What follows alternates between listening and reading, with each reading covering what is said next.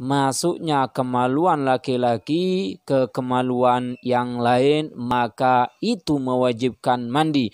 Baik itu mohon maaf jalan belakang yaitu atau anus, atau kemaluan seorang perempuan, atau kemaluan binatang, itu semua mewajibkan mandi. Bahkan seandainya seseorang laki-laki memasukkan kemaluannya ke kemaluan mayit atau jenazah, dia pun wajib.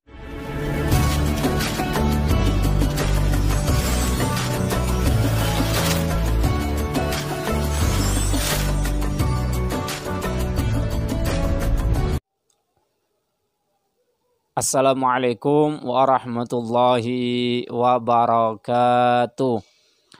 Al-Fatiha ila sayyidina wa habibina wa syafi'ina Rasulillah Muhammad bin Abdillah, thumma ila abaihi wa ikhwanihi minal anbiya wal mursalin, thumma ila arwahi khususan Abu Ja'far bin Zakhan As-Sagaf, Abdul Qadir bin Hasan As-Sagaf, Abu Bakar Muhammad As-Sagaf, usulim wa Ibrahim, thumma ila arwahi khususan Sayyid Ahmad bin Umar Asy-Syatiri, thumma ila arwahi khususan Abdurrahman wa Muslima wa usulihima wa furu'ihima wal muntazina khaswasu min walidina wa walidikum wa amwatina wa amwatikum wa muntazina amah wa ila hadarati Nabi Muhammadin sallallahu alaihi wasallam. Al-Fatihah. A'udzubillahi minasyaitonir rajim.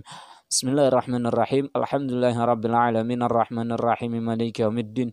Iyyaka na'budu wa iyyaka nasta'in. Ihdinas siratal mustaqim, siratal ladzina an'amta 'alaihim ghairil maghdubi 'alaihim waladdallin. Amin. Kemarin sudah kita bahas tentang hal-hal yang diharamkan saat seseorang tidak mempunyai wudhu. Sekarang kita menginjak bab berikutnya, yaitu tentang mandi. Pada halaman 20 dalam kitab Yaqutun Nafis. Bismillahirrahmanirrahim. Al-ghuslu lughatan as-sayalan. Wa syar'an sayalanul ma' ala jami'il badan biniyah makhsusah.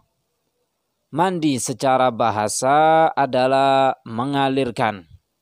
Baik itu mengalirkan air ke badan, ke pakaian, atau selainnya, meskipun dengan tanpa niat, itu disebut dengan mandi. Maka apapun yang dialiri dengan air disebut mandi. Itu secara bahasa. Namun yang kita akan bahas yaitu secara syariat. Wa syar'an sailanul ma' ala jamil badan biniyah makhsusah. Mandi secara syariat adalah mengalirkan air ke semua anggota badan dengan niat yang tertentu. Mengalirkan air ke semua badan. Jadi dari ujung rambut sampai ujung kaki itu wajib terkena air semua tanpa terkecuali. Bahkan seandainya mohon maaf ada bulu hidung yang keluar, maka itu pun wajib untuk dibasuhnya tanpa terkecuali. Jika salah sedikit dari anggota badan kita yang tidak terkena air, maka secara syariat itu belum dikatakan mandi. Biniyah makhsusah, dengan niat yang tertentu. Kalau seandainya seseorang sudah mandi, akan tetapi dia lupa tidak membaca niat, maka secara syariat dia tidak disebut mandi. Itu secara syariat.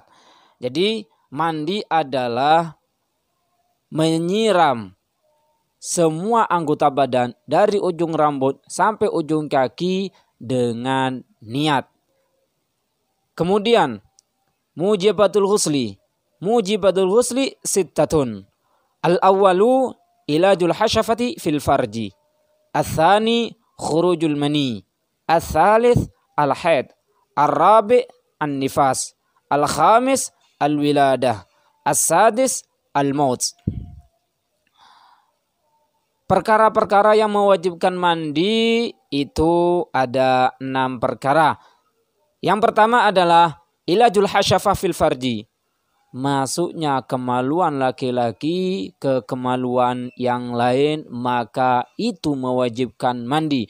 Baik itu, mohon maaf, jalan belakang yaitu atau anus, atau kemaluan seorang perempuan, atau kemaluan binatang, itu semua mewajibkan mandi. Bahkan seandainya seseorang laki-laki memasukkan kemaluannya ke kemaluan mayit atau jenazah, dia pun wajib untuk mandi. Ats-tsalits khurujul mani. Ats-tsani khurujul mani. Yang kedua yaitu keluarnya sperma. Keluar sperma itu mewajibkan mandi. Sperma di sini wajib dengan syarat sperma yang pertama kali keluar.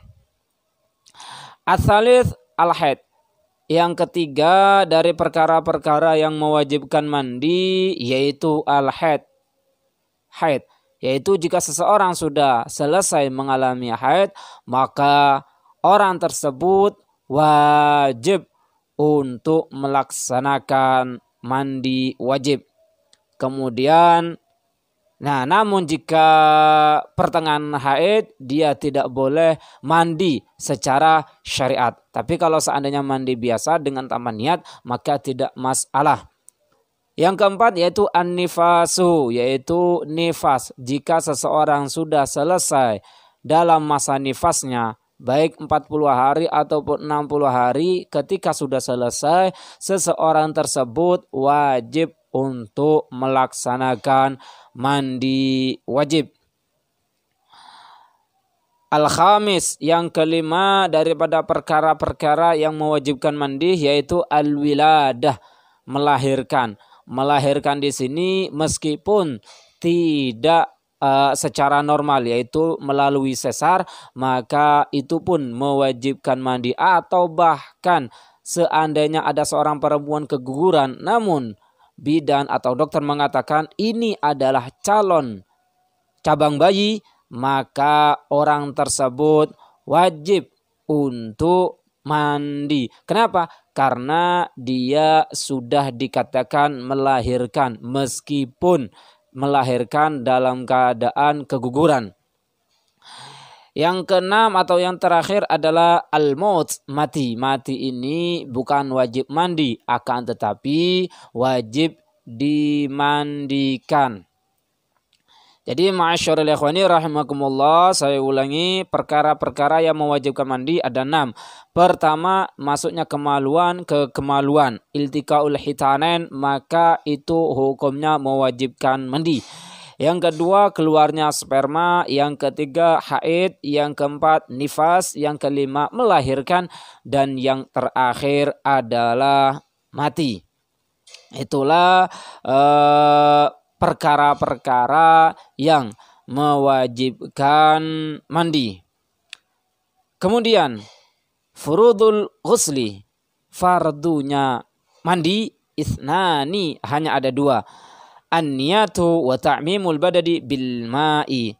Fardunya wudu itu cuma ada 2. Yang pertama yaitu niat. Nawaitul ghusla li raf'il hadatsil akbari farda lillahi ta'ala. Niat itu diucapkan di dalam hati. Kapankah mengucapkan niat tersebut? Ketika anggota badan kita itu sudah terkena air. Yang kedua adalah ta'mimul badani bil ma', meratakan air ke semua badan dengan air dari ujung rambut dan sampai ujung kaki wajib terkena air semua. Jadi ma'asyiral ikhwani, kalau seandainya ada seseorang mau mandi wajib, ternyata seseorang tersebut lupa tidak membaca niat hingga mandi tersebut sudah selesai, maka mandinya tidak sah. Kenapa? Karena tidak adanya niat. Jadi seseorang tersebut harus mengulang lagi mandinya. Namun kalau seandainya dia dalam pertengahan mandi baru ingat dia niat dan diulangi lagi apa yang tadi yang sudah dibasuh sebelum mandi, sebelum niat. Jadi misal ma'asyaril ikhwani, dia sudah membasuh kepala, kemudian sebelah badannya ternyata dia belum niat, baru niat, maka orang tersebut harus diulang lagi dari kepala. Kenapa? Karena kepala masih belum mengelafatkan niat dalam hati yang tadi. Mungkin yang sedikit ini bisa kita fahami bersama dan semoga kita semua selalu dalam lindungan Allah Subhanahu wa taala. Amin amin ya rabbal alamin. Wabillahi taufiq wal hidayah. Assalamualaikum warahmatullahi wabarakatuh.